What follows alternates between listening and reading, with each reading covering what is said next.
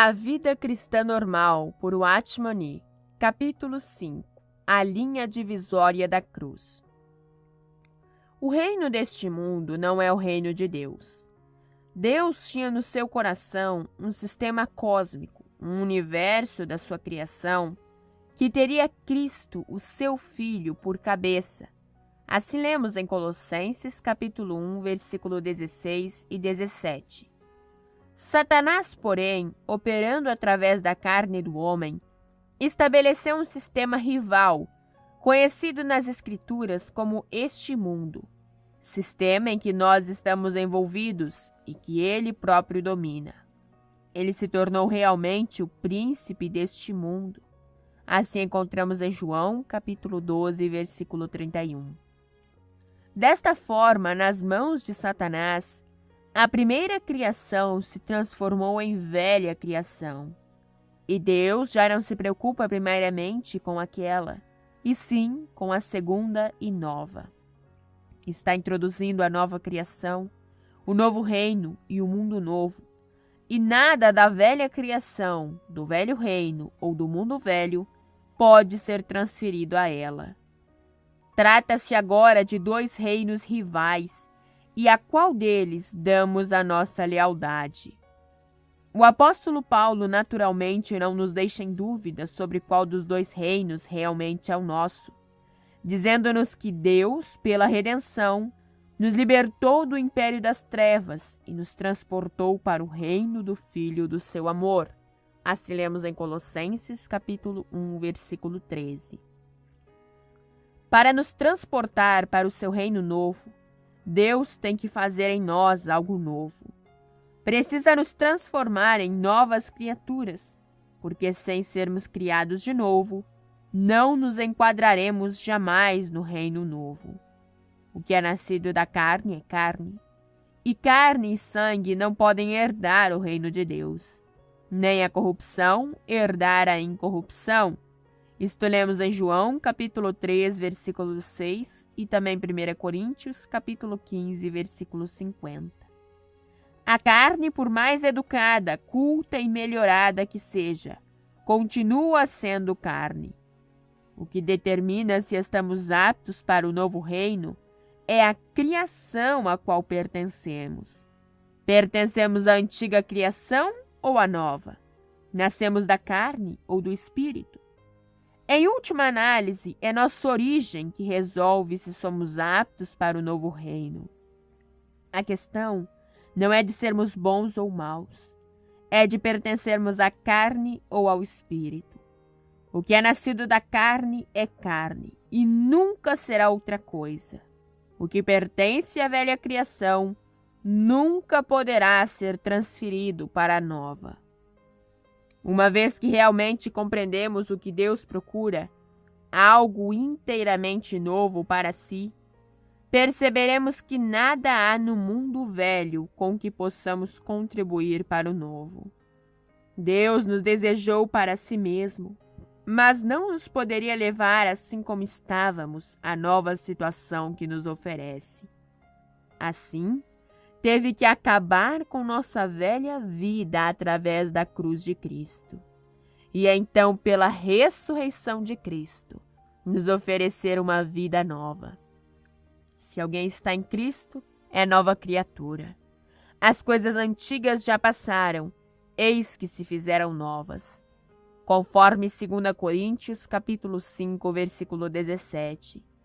Sendo agora novas criaturas, com uma nova natureza e uma nova gama de faculdades, podemos entrar no novo reino e no novo mundo.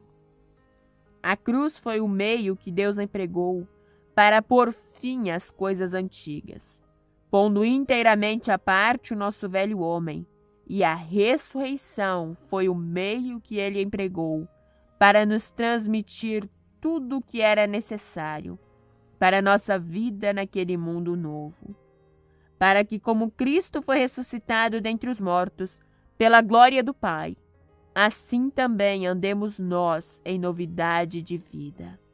Isto encontramos em Romanos, capítulo 6, versículo 4.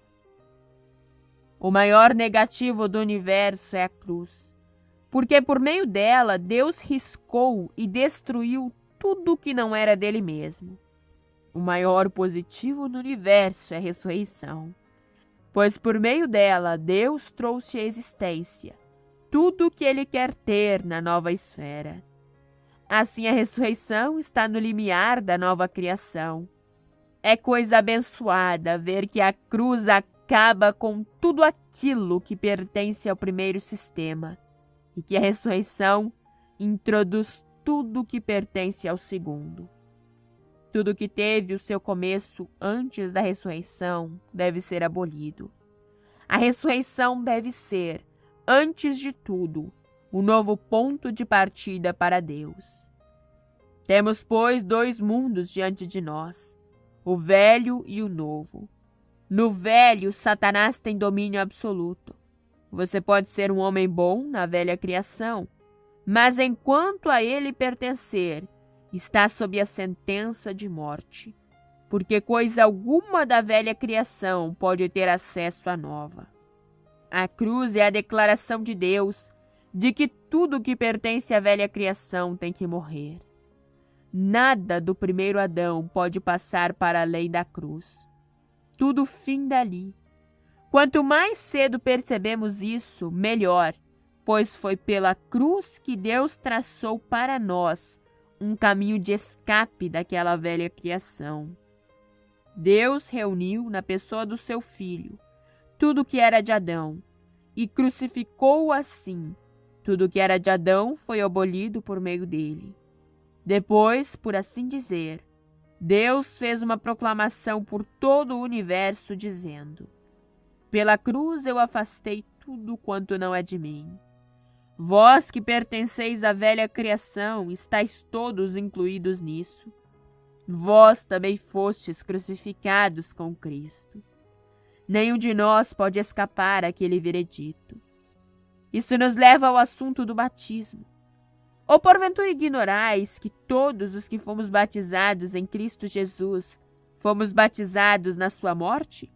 Fomos, pois, sepultados com ele na morte pelo batismo? Assim lemos em Romanos, capítulo 6, versículo 13 e 4. Qual é o significado destas palavras?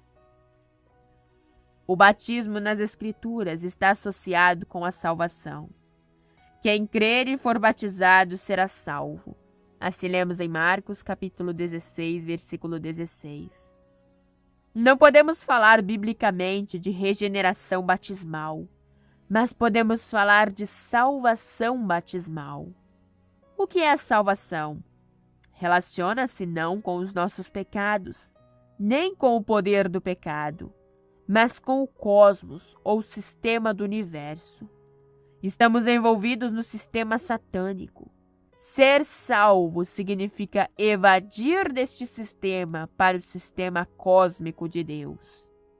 Na cruz de nosso Senhor Jesus Cristo, segundo diz Paulo, o mundo está crucificado para mim e eu para o mundo. Assim encontramos em Gálatas capítulo 6, versículo 14. Esta é a ilustração desenvolvida por Pedro quando escreve acerca das 8 almas que foram salvas pela água, das quais lemos em 1 Pedro capítulo 3, versículo 20. Entrando na arca, Noé e os que estavam com ele marcharam, pela fé, para fora daquele mundo velho e corrupto, com destino a um mundo novo. Não se tratava de eles, pessoalmente, não se terem afogado tanto quanto de se encontrarem fora daquele sistema corrupto. Isto é salvação. Depois, Pedro prossegue, a qual, figurando o batismo, agora também vos salva. Assim encontramos no versículo 21. Noutras palavras, aquele aspecto da cruz que é figurado no batismo nos liberta deste mundo mau, e pelo nosso batismo na água confirmamos isto. É batismo na sua morte, pondo fim a uma criação, mas também é batismo em Jesus Cristo, que visa uma nova criação, como encontramos em Romanos capítulo 6, versículo 3. Afundamo-nos na água e o nosso mundo, figurativamente, se afunda conosco. Emergimos em Cristo, mas o nosso mundo fica afundado. Crê no Senhor Jesus e será salvo, disse Paulo em Filipos. E lhe pregaram a palavra de Deus e a todos os da sua casa. A seguir foi ele batizado e todos os seus. Isto lemos em Atos, capítulo 16, versículo 31 ao 34. Ao fazê-lo, ele e os que estavam com ele testificaram perante Deus, perante o povo e os poderes espirituais, que se encontravam realmente salvos de um mundo sob julgamento. Como resultado, segundo lemos, com todos os seus manifestava grande alegria por terem crido em Deus. É claro, pois, que o batismo não é mera questão de uma taça de água, nem mesmo de um batistério de água, sendo algo muito maior, porque se relaciona tanto com a morte como com a ressurreição de nosso Senhor, e tem em vista dois mundos. Consideremos agora que a sepultura significa o fim. Qual é a minha resposta ao veredito de Deus sobre a velha criação? Respondo pedindo o batismo. Por quê? Em Romanos capítulo 6, versículo 4, Paulo explica que o batismo significa sepultura. Fomos sepultados com ele na morte pelo batismo. O batismo está evidentemente relacionado tanto com a morte como com a ressurreição. É sepultura. Mas quem está preparado para a sepultura? Somente os mortos. De modo que se eu peço o batismo, proclamo-me morto e apto somente para o túmulo. Alguns têm sido ensinados a olhar para a sepultura como um meio de entrar na morte. Tentam morrer fazendo-se sepultar. Quero afirmar enfaticamente que, a não ser que os nossos olhos tenham sido abertos por Deus para ver que morremos em Cristo e que fomos sepultados com Ele, não temos o direito de ser batizados. A razão de entrarmos na água é o nosso reconhecimento que, à vista de Deus, já morremos. É disto que testificamos. A pergunta de Deus é clara e simples. Cristo morreu, e eu incluí você nele. Qual a sua resposta? Respondo, creio, Senhor, que tu operaste a crucificação, e digo sim à morte e à sepultura que tu me entregaste. Ele entregou-me à morte e à sepultura. Ao pedir o batismo, dou meu assentimento público a este fato. Na China, certa mulher perdeu o marido, mas sofrendo um desarranjo mental provocado pela perda, recusou-se totalmente a permitir que ele fosse sepultado. Dia após dia, durante uma quinzena, ele jazeu em casa. Não, dizia ela, ele não está morto. Falo com ele todas as noites. Não queria que o marido fosse sepultado, porque a coitada não acreditava que estivesse morto. Quando é que estamos prontos a sepultar os nossos queridos? Apenas quando estamos absolutamente certos de que eles faleceram. Enquanto restar a mais tênue esperança de que eles estejam vivos, nunca quereremos sepultá-los. Quando é, pois, que peço o batismo? Quando percebo que o caminho de Deus é perfeito e que mereço morrer. E quando estou verdadeiramente persuadido de que perante Deus estou realmente morto, digo então, graças a Deus que estou morto. Senhor, tu me matastes, agora sepulta-me. Há um mundo velho e um mundo novo, e entre os dois há um túmulo. Deus já me crucificou, mas eu tenho que consentir em ser consignado ao túmulo. O meu batismo confirma a sentença de Deus, pronunciada sobre mim na cruz do seu Filho. Declara que eu fui cortado do velho mundo e que pertenço agora ao novo. Assim, o batismo não é coisa de só menos importância. Significa para mim um corte consciente e definido com o velho modo de vida. É este o significado de Romanos capítulo 6, versículo 2. Como viveremos ainda no pecado, nós que para ele morremos? Paulo diz com efeito: se vós quisesseis continuar no mundo velho, por que seríeis então batizados? Nunca deveríeis ter sido batizados se tensionáveis continuar a viver no velho sistema.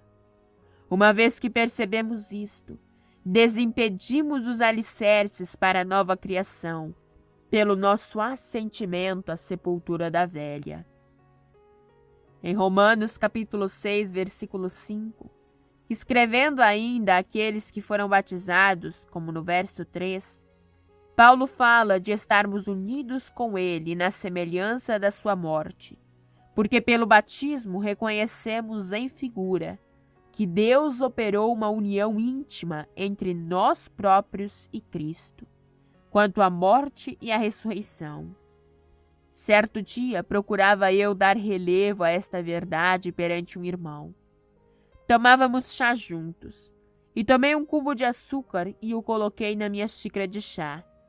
2 minutos depois, perguntei: pode me dizer agora onde está o açúcar e onde se encontra o chá?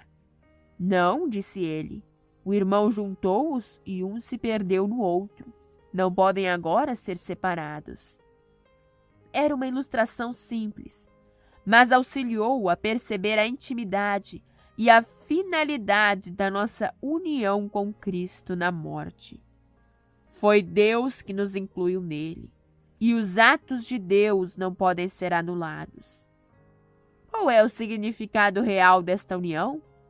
É que na cruz fomos batizados na morte histórica de Cristo, pelo que a sua morte tornou-se a nossa.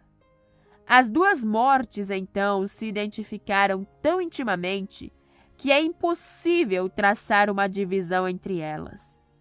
É a este batismo histórico, a esta união com Cristo operada por Deus, que damos o nosso assentimento, quando nos adiantamos para sermos imersos na água. O nosso testemunho público no batismo hoje é o nosso reconhecimento de que a morte de Cristo há 2000 anos foi uma morte que poderosamente inclui a todos, suficientemente poderosa e inclusiva para absorver a tudo e para pôr termo a tudo em nós que não é da parte de Deus. Devemos ainda dar a nossa atenção ao assunto de que a ressurreição é para novidade de vida. Se fomos unidos com ele na semelhança da sua morte, certamente seremos também na semelhança da sua ressurreição. Isto encontramos em Romanos, capítulo 6, versículo 5. Em relação à ressurreição, a figura é diferente, porque algo novo é introduzido. Sou batizado na sua morte, mas não entro na sua ressurreição exatamente assim, porque louvado seja o Senhor, a sua ressurreição entra em mim, comunicando-me vida nova. Na morte do Senhor, ressalta-se somente eu em Cristo. Com a ressurreição, embora a mesma coisa seja verdade, há uma nova ênfase sobre Cristo em mim. Como é possível que Cristo me comunique a sua vida ressurreta? Como recebo eu esta vida nova? Paulo, com suas palavras citadas acima, sugere uma excelente ilustração, porque a palavra unidos ou plantados juntamente pode ter no grego o sentido de enxertado, o que nos dá uma figura muito bela da vida de Cristo, comunicada a nós através da ressurreição. Como pode uma árvore produzir fruto de outra? Como pode uma árvore inferior produzir bom fruto? Somente por meio do enxerto. Somente se nela implantarmos a vida de uma árvore boa. Mas se um homem pode enxertar um ramo de uma árvore noutra, não pode Deus tomar da vida de seu filho e, por assim dizer, enxertá-la em nós? Certa mulher chinesa queimou o braço gravemente e foi levada ao hospital. A fim de evitar sérias contrações devido à cicatrização, achou-se necessário enxertar um pouco de pele nova na área lesada. Mas o médico cirurgião tentou em vão enxertar um pedaço da pele da própria mulher no braço. Devido à sua idade e a uma alimentação deficiente, o enxerto da pele era demasiado pobre e não pegava. Então uma enfermeira estrangeira ofereceu um pedaço de pele e a operação foi feita com êxito. A pele nova uniu-se perfeitamente com a velha, e a mulher saiu do hospital com o braço perfeitamente curado. Mas ficara ali um remendo de pele branca e estrangeira no seu braço amarelo, para contar aquele incidente do passado. Se um cirurgião humano pode tomar um pedaço da pele de uma pessoa e enxertá-la noutra, não pode o divino cirurgião implantar a vida de seu filho em mim? Não sei como é feito. O vento sopra onde quer, ouves a sua voz, mas não sabes de onde vem, nem para onde vai. Assim é todo o que é nascido do Espírito. São as palavras do Senhor encontradas em João, capítulo 3, versículo 8. Não sabemos explicar como Deus realizou a sua obra em nós. Só sabemos que a fez. Nada podemos nem precisamos fazer para realizá-la, porque pela ressurreição Deus já completou. Deus fez tudo. Há somente uma vida frutífera no mundo, e esta vida tem sido enxertada em milhões de outras vidas. É a isto que chamamos novo nascimento. O novo nascimento é que quando recebo uma vida que eu não possuía antes, não se trata de a minha vida ter sido de algum modo modificada, e sim que outra vida, uma inteiramente nova, inteiramente divina, veio a ser a minha vida. Deus cortou e excluiu a velha criação pela cruz do seu Filho, a fim de produzir uma nova criação em Cristo pela ressurreição. Encerrou a porta para o velho reino das trevas e me transferiu para o reino do seu Filho amado. Eu me glorio nisso, que pela cruz de nosso Senhor Jesus Cristo, aquele velho mundo está crucificado para mim, e eu para o mundo. Como lemos em Gálatas, capítulo 6, versículo 14. O meu batismo é o meu testemunho público desse fato. Por meio dele, assim como pelo meu testemunho oral, faço a minha confissão para a salvação. Amém.